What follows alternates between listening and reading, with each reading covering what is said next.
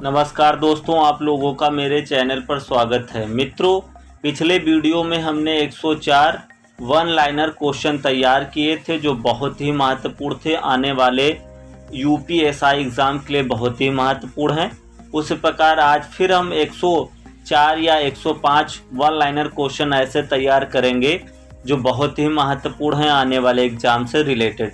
तो चलिए शुरुआत करते हैं। नंद वंश का उत्कर्ष किस वंश के बाद हुआ था? नंद वंश का उत्कर्ष किस वंश के बाद हुआ था? शिशुनाग वंश के बाद। यानी नंद वंश कब आया था? शिशुनाग वंश के बाद। नंद वंश का उत्कर्ष किस वंश के बाद हुआ? शिशुनाग वंश के बाद। 16 महाजनपद का उल्लेख किस ग्रंथ से मिलता है? 16 महाजनपद का उल्लेख किस ग्रंथ से मिलता है? तो अंगुत्तर निकाय या भगवती सूत्र। अंगुत्तर निकाय जो है बौद्ध धर्म का है और भगवती सूत्र जैन धर्म का है। तो 16 महाजनपद का उल्लेख किस ग्रंथ से प्राप्त होता है? अंगुत्तर निकाय या भगवती सूत्र। कौन सा वैज्ञानिक जिसने चंद्रगुप्त का नाम सिंडो कोर्स सिद्ध किया? कौन सा वैज्ञानिक जिसने चंद्रगुप्त का नाम सिंडो कोर्स सिद्ध किया? William Jones. किसने किया? विलियम जोन्स ने किया। कौन सा वैज्ञानिक जिसने चंद्रगुप्त का नाम सिंडो कोर्स सिद्ध किया? William Jones. मुद्रा राक्षस किस भाषा में है? मुद्रा राक्षस किस भाषा में है? संस्कृत में है। मुद्रा राक्षस किस भाषा में है? संस्कृत में है। महाभाष्य। महाभाष्य का लेखक कौन है? महाभाष्य का लेखक कौन है? पतंजलि है। कौन है? महाभाष्य का लेखक कौन है? पतंजलि है। बजट शब्द कहाँ से लिया गया है? बजट शब्द कहाँ से लिया गया है? फ्रांस से लिया गया है। कहाँ से लिया गया है? फ्रांस से। भारत में रुपए का अवमूलन कब हुआ? भारत में रुपए का अवमूलन कब हुआ? 1949 में। कब हुआ? 1949 में। सिलिकॉन वैली कहाँ है? सिलिकॉन वैली कहाँ है? बंगलौर में। कहाँ पर है सिलिकॉन वैली? बंगलौर में है। कहाँ पर है? बंगलुरु, जिसे क्या बोला जाता है? बंगलुरु। सिलिकॉन वैली कहाँ पर है? बंगलुरु में है। ट्राइसेम किससे संबंधित है? ट्राइसेम किससे संबंधित है? ग्रामीण बेरोजगार युवाओं के लिए। ट्राइसेम किससे संबंधित है? ग्रामीण बेरोजगार युवाओं के लिए। संगम योजना का उद्देश्य क्या था? संगम योजना का उद्देश्य क्या था? विकलांगों से। किससे रिलेटेड था? विकलांगों से थे। सुधार योजना किससे संबंधित थी?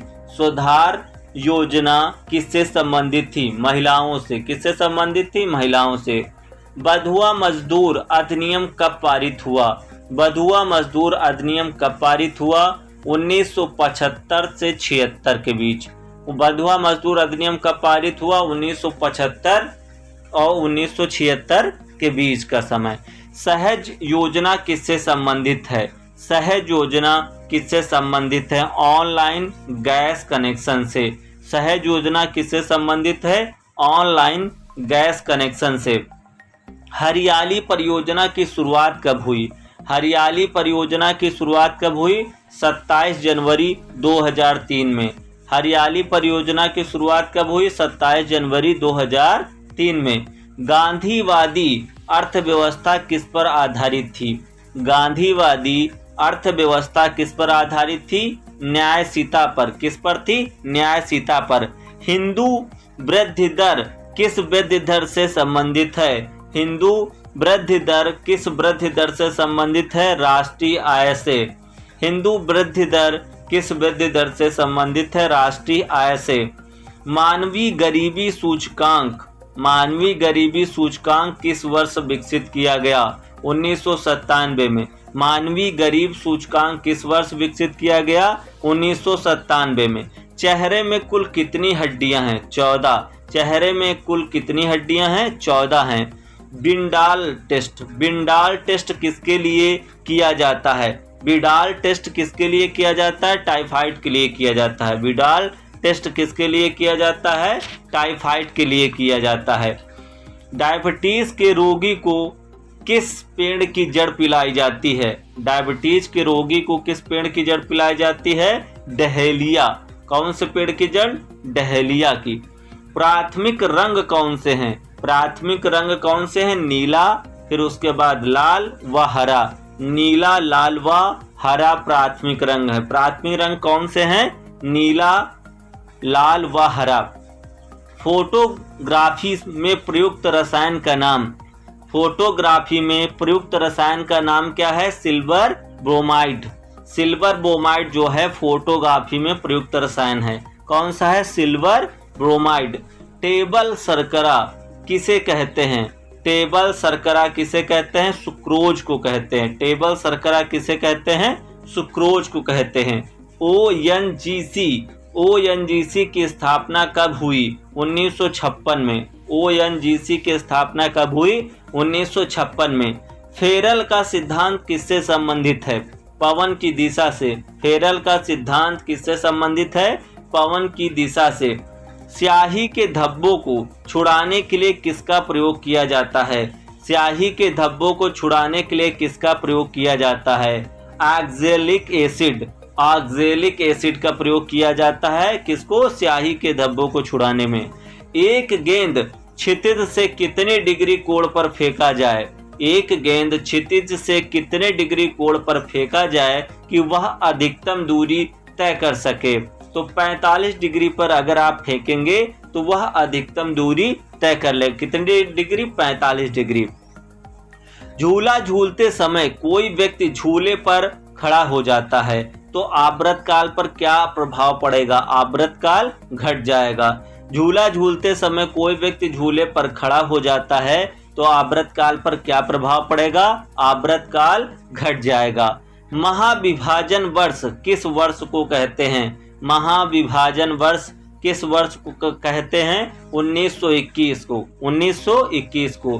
भारत के प्रथम विदेश मंत्री कौन थे? जवाहरलाल नेहरू। भारत के प्रथम विदेश मंत्री कौन थे? जवाहरलाल नेहरू। नालंदा परियोजना कार्यक्रम किस मंत्रालय द्वारा विकसित हुआ? नालंदा परियोजना कार्यक्रम किस मंत्रालय द्वारा विकसित हुआ? अल्पसंख्यक मंत्रालय द्वारा। किसके द्वारा? अल्पसंख्यक मंत्रालय द्वारा।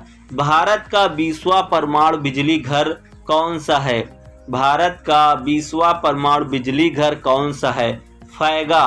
फैगा कहाँ पर है? कर्नाटक में है। फैगा जो है भारत का 20वां परमाणु बिजली घर फैगा है जो कि कर्नाटक में है।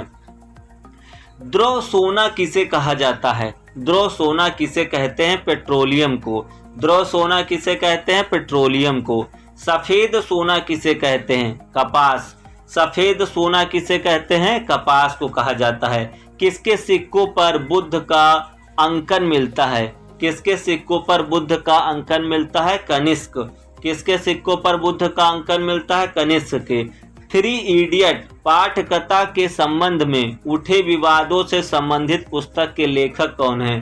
3 इडियट पाठकथा के संबंध में उठे विवादों से संबंधित पुस्तक के लेखक कौन है? चेतन भगत। कौन है? चेतन भगत है। कांच होता है अतिशीतलित द्रव। कांच क्या होता है? अतिशीतलित द्रव होता है। हड़प्पा काल में तांबे का रथ कहाँ से मिला?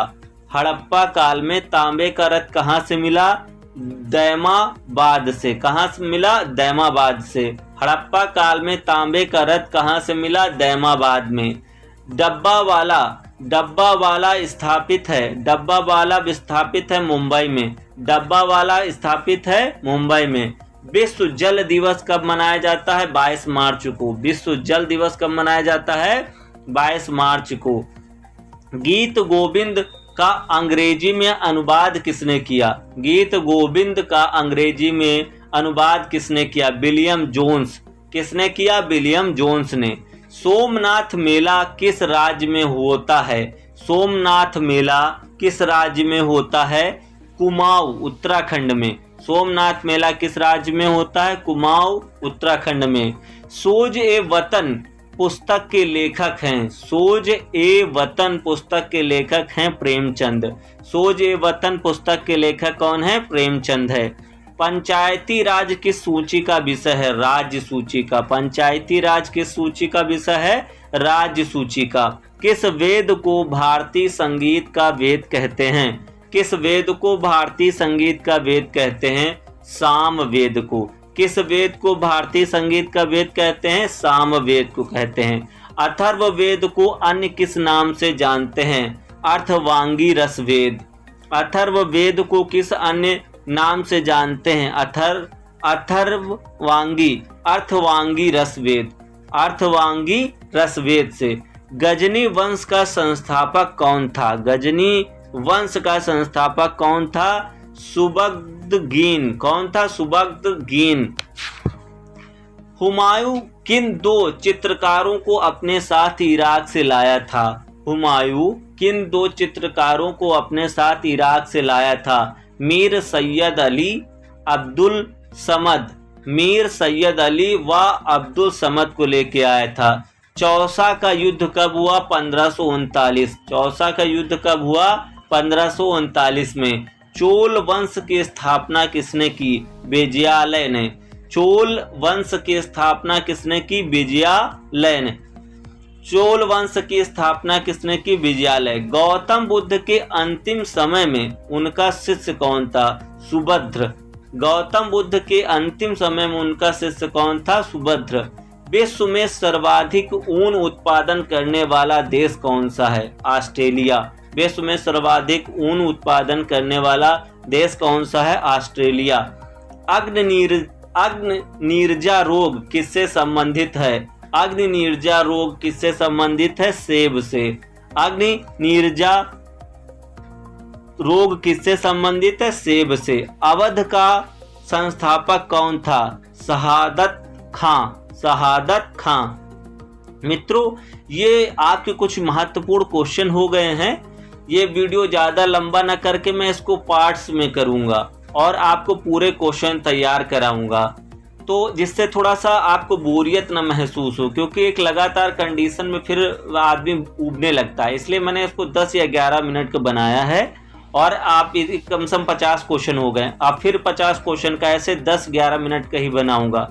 अगर वीडियो अच्छा लगा तो लाइक, शेयर और कमेंट और सब्सक्राइब करना मत भूलिएगा। बहुत बहुत धन्यवाद।